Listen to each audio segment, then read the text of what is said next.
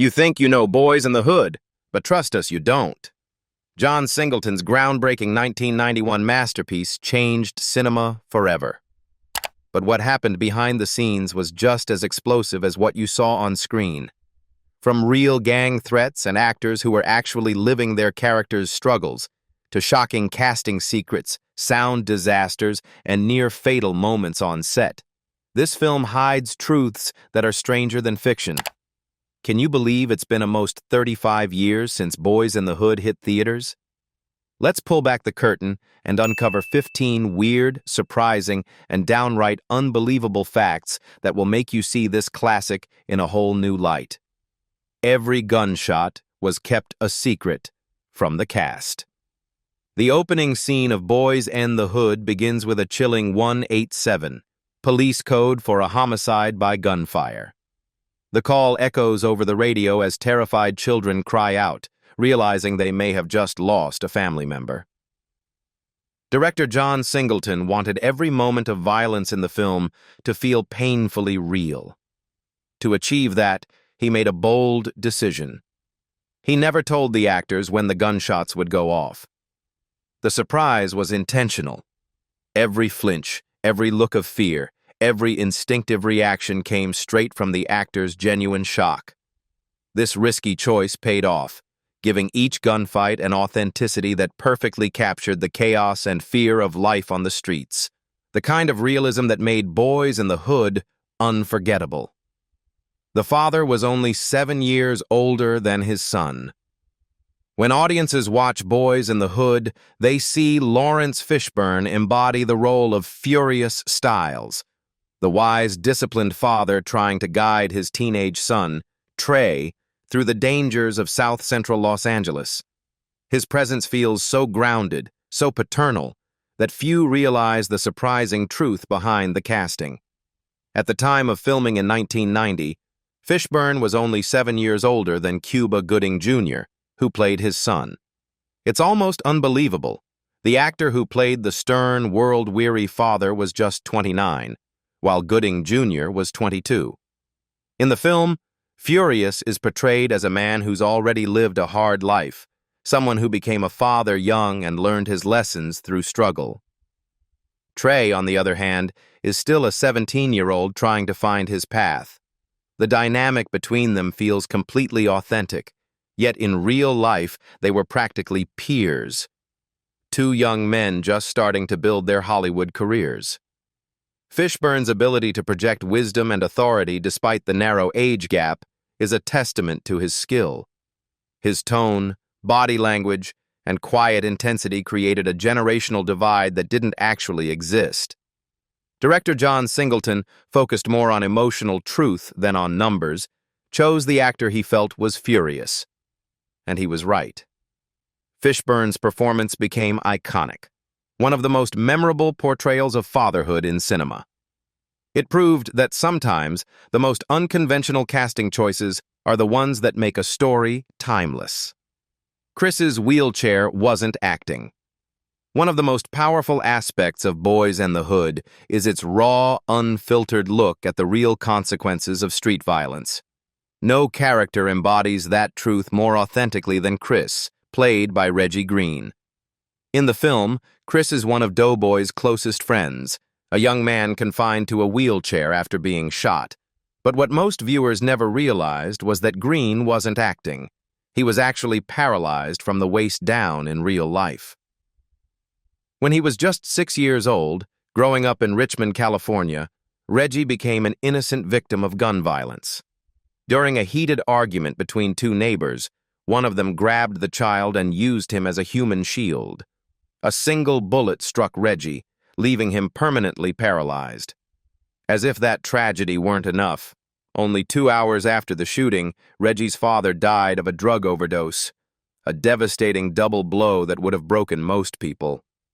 But instead of letting his pain define him, Reggie turned it into purpose. He began pursuing acting at just 13, landing roles in shows like Different Strokes, Highway to Heaven, and After MASH before being cast in Boyz in the Hood. His presence in the film wasn't just about authenticity, It gave Singleton's story a layer of truth that no script could ever fully capture.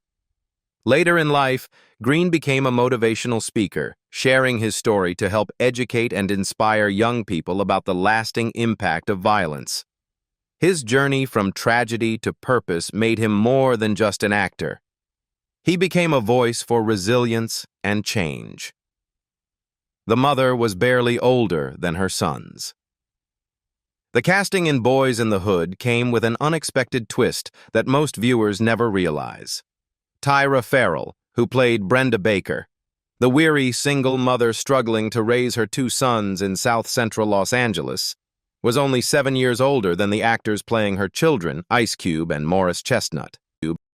When filming began in 1990, Farrell was just 28, while Ice Cube was 21 and Chestnut 22. On screen, Brenda was meant to be a mother who had her boys at a young age and had spent years fighting to keep them safe amid poverty and violence. But in reality, the small age gap between the actors made this family dynamic even more intriguing. What makes Farrell's performance stand out is how completely she embodied the role of a worn-down mother. In key scenes, she disciplines Doughboy, telling him he's just like his father and destined for trouble, while showing tenderness and high hopes for Ricky, the son she believes can escape through football. Despite being close in age to her on-screen sons, Farrell delivered the emotional weight of a woman hardened by years of struggle. With the help of costume, makeup, and her own depth as an actress, she created the illusion of a mother shaped by hardship, and made one of the film's most powerful performances feel completely real. Gang members threatened to kill Ice Cube. Filming Boyz n the Hood on the actual streets of south-central Los Angeles gave the movie its gritty realism, but it also brought real danger. During production, the cast and crew began receiving threats from real gang members. The most serious warning came against Ice Cube, when members of the Bloods took offense at how their gang was portrayed on screen. They made it clear that if the film showed them in a bad light, they couldn't guarantee the rapper-turned-actor's safety. The tension centered around a key scene where Ice Cube's character, Doughboy, who's implied to be affiliated with the Crips, shoots someone believed to be a Blood. For those living in the neighborhood, that fictional shootout felt far too real. Some feared it would tarnish their reputation and spark real retaliation. Director John Singleton took no chances. After hearing about the threats, he decided to relocate part of the shoot to keep his team safe. One gang member reportedly told the production staff that while he wouldn't personally harm Ice Cube, he couldn't promise that others would feel the same. The tension on set blurred the line between the film's story and the world it depicted. For Ice Cube, a former NWA member whose music often spoke about gang life, the danger felt especially personal. The experience was a stark reminder of how art and reality can collide, and how telling the truth about life in the streets sometimes means stepping directly into its crossfire. Audio had to be completely redubbed. The realism that John Singleton captured by filming Boyz n the Hood in the real streets of south-central Los Angeles came with a price, and a massive technical headache. The neighborhood's constant soundtrack of police helicopters, sirens, and even real gunfire made it almost impossible to record clean audio on set. What should have been simple dialogue scenes turned into a sound engineer's worst nightmare. Helicopters frequently circled overhead, responding to actual crimes, their rotor blades drowning out every line the actors tried to deliver. At times, gunshots from nearby streets interrupted filming altogether, forcing Singleton to stop mid-scene and start again once things calmed down. When production finally wrapped, the cast had to go back into the studio to re-record nearly all their dialogue, a process called Automated Dialogue Replacement, ADR. They watched their performances and carefully matched their lip movements while speaking their lines again in a soundproof room. A DR is standard for fixing small bits of poor audio, but having to redo almost the entire film because of real-life violence was something few productions had ever faced. The irony wasn't lost on anyone. They were making a movie about the sound of urban chaos, and those very sounds made it impossible to capture the film. Actress Nia Long, who played Brandy, later admitted that the set was only 10 blocks from her home. Yet she couldn't walk there because it was too dangerous. In the end, the audio struggles became yet another haunting reminder that Boyz in the Hood wasn't just depicting reality, it was filmed in the heart of it. The film crew needed a shield van.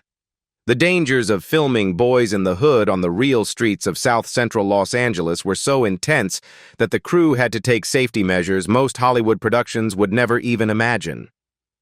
After facing threats and confrontations with local gang members, the production team made an official request for a van to be parked directly behind them during filming.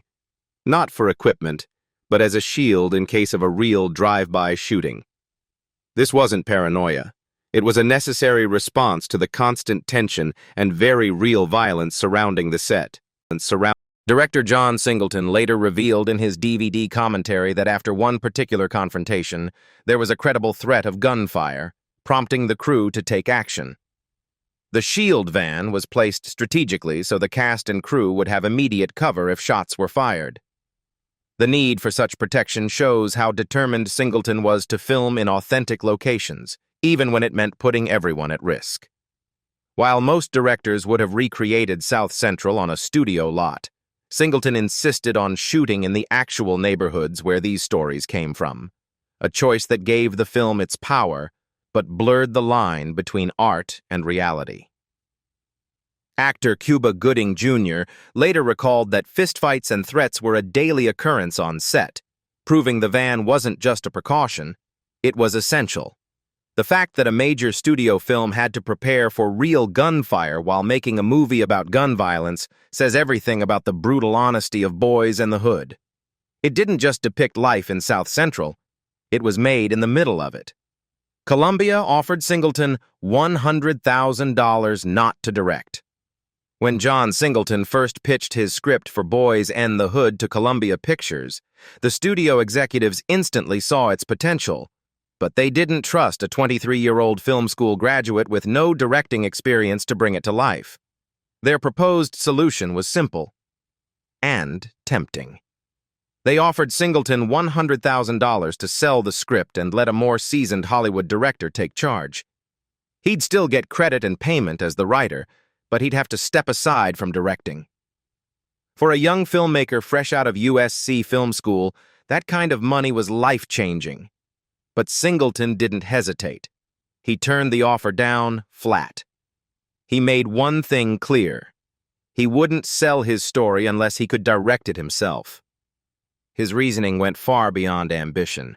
It was about authenticity. Singleton believed that only someone who had actually lived in South Central Los Angeles, who understood its struggles, rhythms, and realities, could tell that story honestly.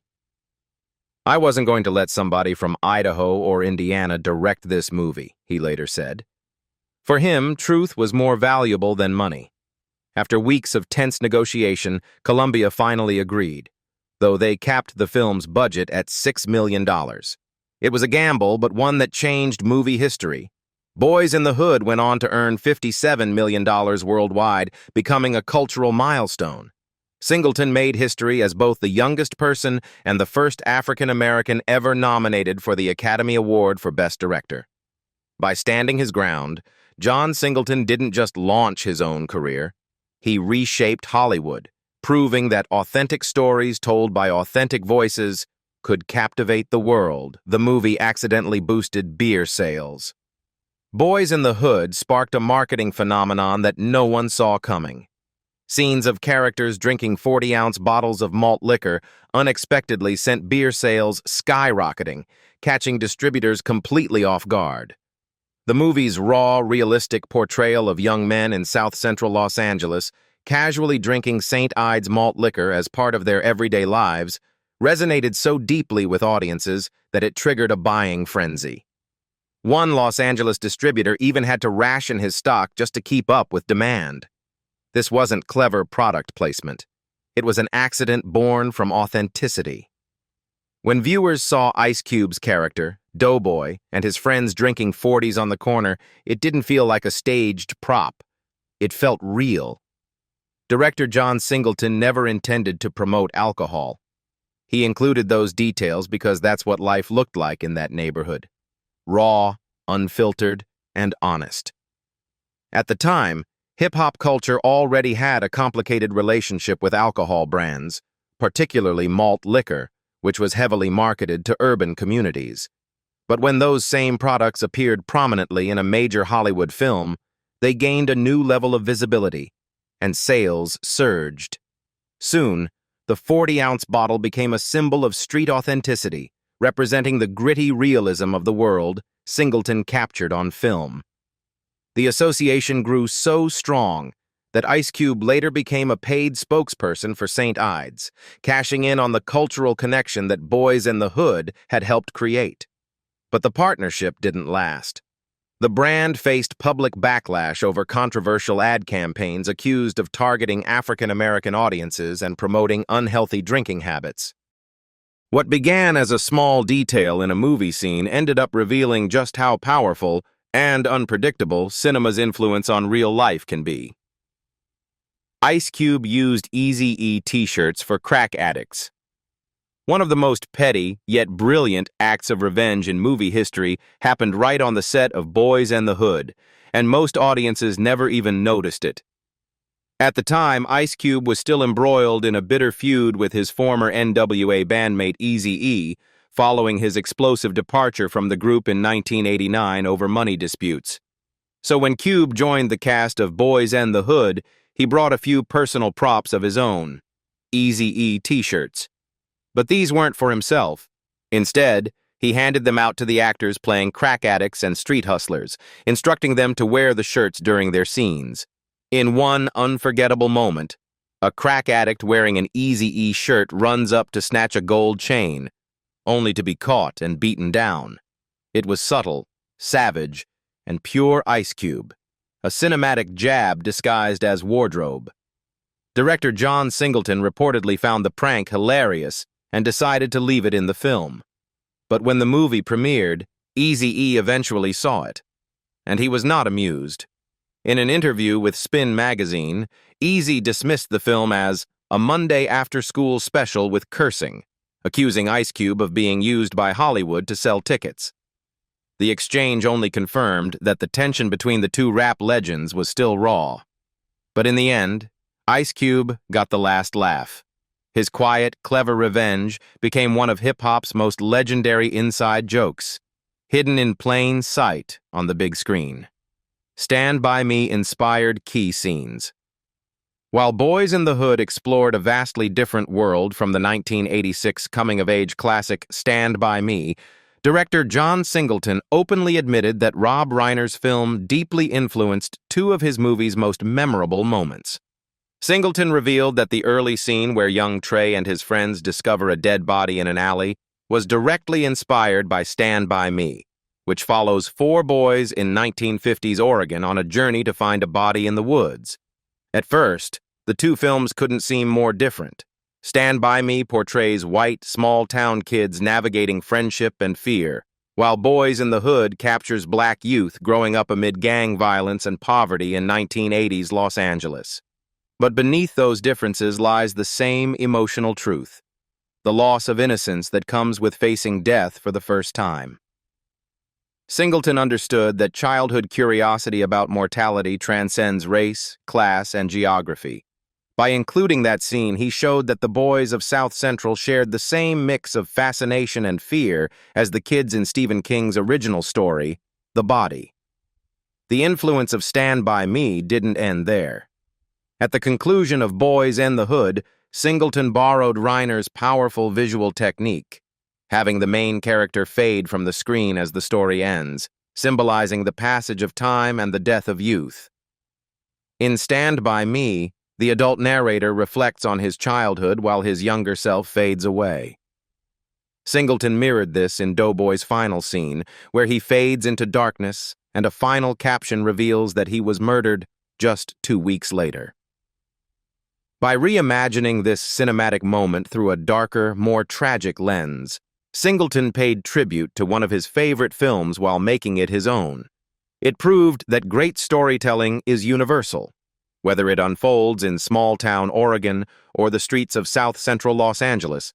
The themes of loss, brotherhood, and growing up speak to everyone. The original title was Summer of '84. Before it became Boyz in the Hood, John Singleton's groundbreaking film had a very different name: Summer of '84. When Singleton applied to USC's film school, the application asked aspiring filmmakers to describe 3 story ideas they hoped to one day turn into movies. Among his submissions was a concept called Summer of '84, a story he envisioned set during a defining period in South-Central Los Angeles. The title reflected the era he wanted to capture, the mid-1980s, when the crack epidemic and gang violence were beginning to consume entire communities.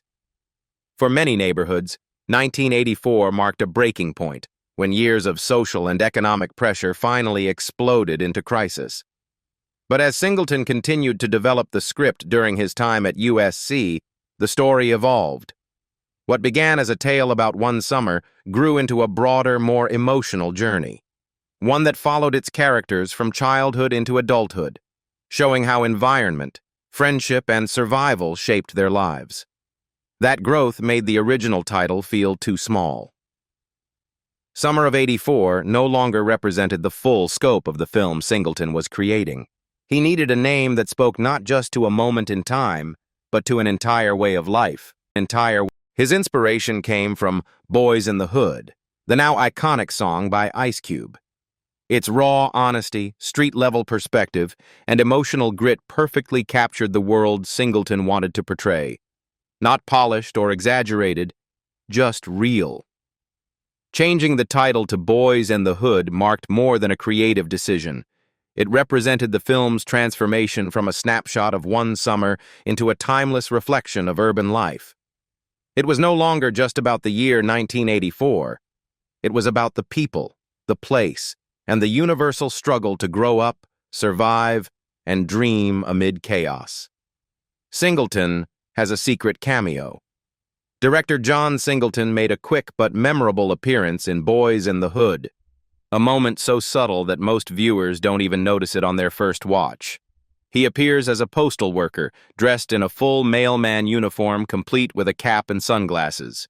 In the scene, he casually walks up to the Baker family home, delivering letters just as Doughboy and Ricky are caught in one of their most emotional confrontations on the front lawn.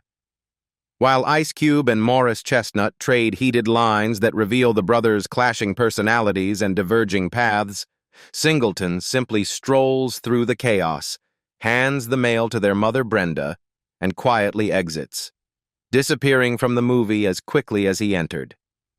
Director cameos had long been a Hollywood tradition, made famous by filmmakers like Alfred Hitchcock, but Singleton's choice to appear as a mailman carried a deeper meaning. In a story so deeply tied to the rhythms of everyday neighborhood life, the presence of a mail carrier felt completely organic. It was the kind of small, real-world interruption that could happen on any ordinary street in South-Central Los Angeles. Yet, beneath its simplicity, the cameo held quiet symbolism. The mailman represents connection, a messenger from the outside world, delivering hope, news, and opportunity to a community that often feels cut off from both. In a film about confinement, choices, and survival, Singleton's appearance subtly reminds viewers that communication and change can still find its way in. The director played it so naturally that most audiences never realize it's him, making his blink and you'll miss it moment one of Boyz in the Hood's best hidden Easter eggs. A personal signature from the man who gave a voice to the streets that raised him. It made more money per screen than Terminator 2. In the summer of 1991, Terminator 2: Judgment Day dominated the box office, pulling in nearly $250 million in the U.S. alone. In comparison, Boyz in the Hood earned a much smaller $58 million, at least on the surface. But when you look closer, the numbers tell a completely different story. James Cameron's sci-fi epic cost a staggering $102 million to produce, making it one of the most expensive films ever at the time. John Singleton's debut, on the other hand, had a humble $6 million budget. That meant Boyz n the Hood made almost 10 times its production cost, one of the highest profit ratios of any film that year. Even more remarkable was its per-screen average. While Terminator 2 opened in thousands of theaters nationwide, Singleton's film had a smaller, more focused release. Yet, theater for theater, Boyz n the Hood actually made more money per screen than the blockbuster sequel. A stunning achievement for a drama about life in South Central Los Angeles. The success proved that audiences were hungry for authentic stories, films grounded in truth and emotion rather than visual spectacle. For Columbia Pictures, what began as a modest gamble turned into a major victory, both financially and culturally. That $6 million investment didn't just create a hit movie. It launched John Singleton's career, reshaped how Hollywood viewed black filmmakers, and opened the door for a new era of urban storytelling. Boyz n the Hood wasn't merely a box office success. It became a cultural milestone, proving that the raw realities of South Central could stand shoulder to shoulder with Hollywood's biggest machines. Theater violence caused 21 theaters to pull the film. The opening weekend of Boyz n the Hood turned into a heartbreaking reflection of the very violence the film was trying to condemn. As the movie rolled out in theaters across the United States, gang-related incidents erupted at several screenings. By the end of that weekend, 2 people had been killed and more than 30 others injured. The violence spread so quickly that 21 theaters decided to pull the film altogether, fearing for the safety of both audiences and employees. It all began on opening night, when rival gang members attending the same screenings recognized each other in crowded lobbies and parking lots.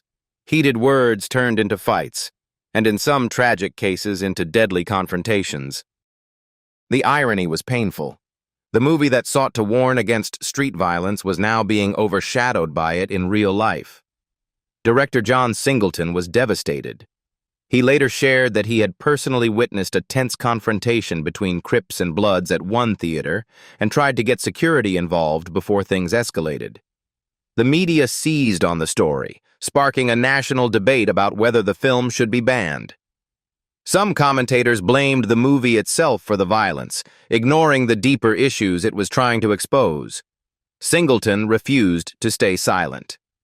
He called the backlash artistic racism, pointing out that violence also happens at concerts, sporting events, and other films, yet movies with predominantly black casts faced far harsher judgment and censorship. Despite the controversy, or perhaps partly because of it, Boyz n the Hood continued to find success. It became not just a box office triumph, but a socially defining moment, forcing America to confront uncomfortable truths about race, community, and the cycle of violence it too often ignores. And that's the wrap-up for this video. Now we want to hear from you. Which of these facts surprised you the most? And what do you think makes Boyz n the Hood such an unforgettable masterpiece even today? Let us know your thoughts in the comments below. And don't forget to like, subscribe, and turn on notifications for more deep dives into the hidden stories behind Hollywood's most iconic films.